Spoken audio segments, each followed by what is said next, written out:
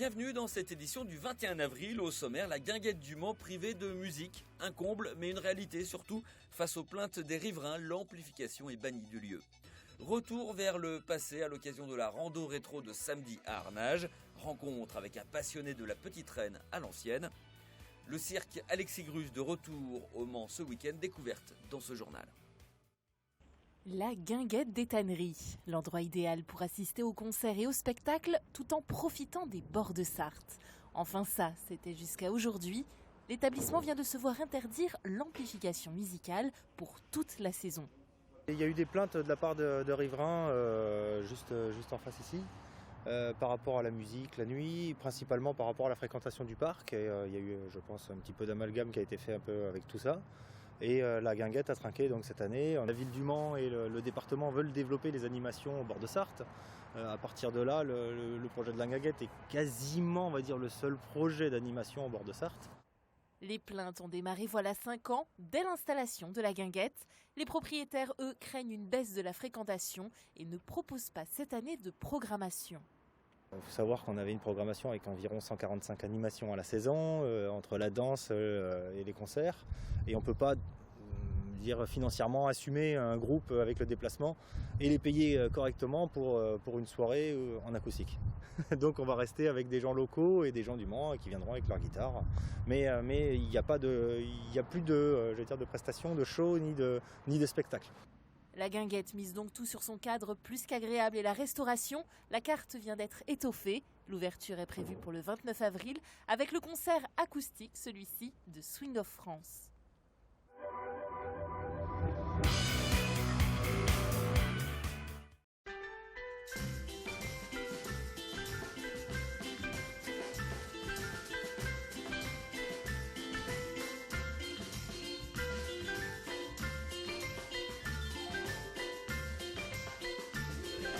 Place oblige, la collection de Christian compte 4 vélos des années 30 à 50 avec un point commun, tous sont de marques qui n'existent plus. Dans le temps, chaque marchand de vélo avait pratiquement sa marque, ils fabriquaient eux-mêmes les gars. Et ils avaient leur propre marque finalement. Donc il y a beaucoup de marques régionales, départementales, et ça faisait des centaines, voire plus de marques. Après, ça s'est industrialisé, évidemment. Donc, il y a des grandes marques qui avaient plus de moyens, qui petit à petit ont dû couler les petits, finalement. Peut-être que pour les petits, c'était aussi plus facile d'acheter des vélos tout faits que de les fabriquer eux-mêmes. Chaque vélo a ses particularités. Celui-ci a sa vignette fiscale de 1940. Une année sur deux, elles étaient en laiton ou en métal blanc. Il faut savoir qu'il y avait des plaques fiscales jusque dans les années 50, je crois, donc c'était une vignette, une sorte de vignette. En plus, celui-ci, donc à la plaque de 1940, il a une bague anti-vol. Et comme il est de 1940, il a le porte-bagages qui est la marque Le Résistant.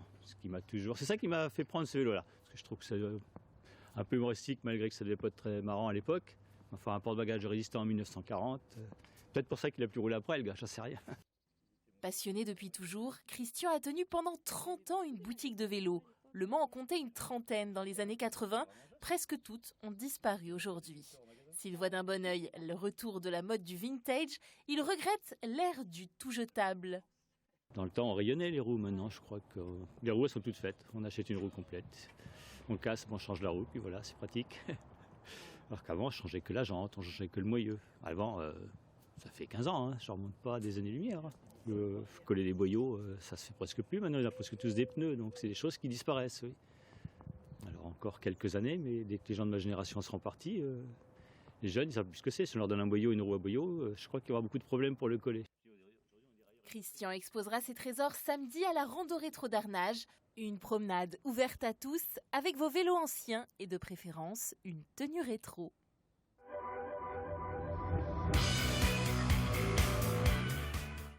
Bienvenue à Antares. Le parquet a disparu, à la place, des dizaines de mètres de câbles et un nouveau sol, souple, bientôt recouvert de terre végétale. Une piste de 13 mètres de diamètre pour les près de 40 chevaux du nouveau spectacle d'Alexis Grus.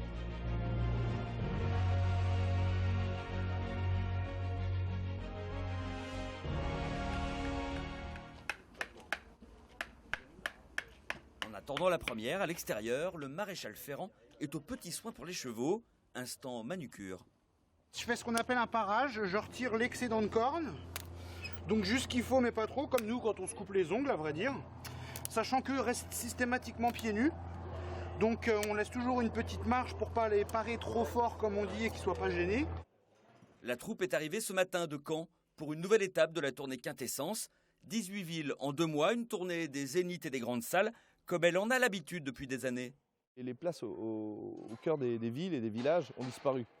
On a créé les parcs expo et on a créé d'ailleurs ces salles il y a une vingtaine d'années, au moment où notre famille s'est arrêtée de tourner, en 1994, parce qu'on avait des difficultés à trouver des emplacements. Des salles qui boostent les spectacles d'Alexis Grus. Regardez tout ce qu'il y a d'accroché dans la coupole. Il y a une scène qui fait 13 mètres de diamètre, qui est exactement à la même dimension que la piste, qui descend, qui s'encastre dans la piste. De là va tomber à peu près 6000 litres d'eau. On peut faire des effets. Les trapézistes ne montent plus après des échelles de cordes ou après des cordes. C'est le plafond qui descend, qui vient les chercher, qui les fait remonter, qui les fait disparaître.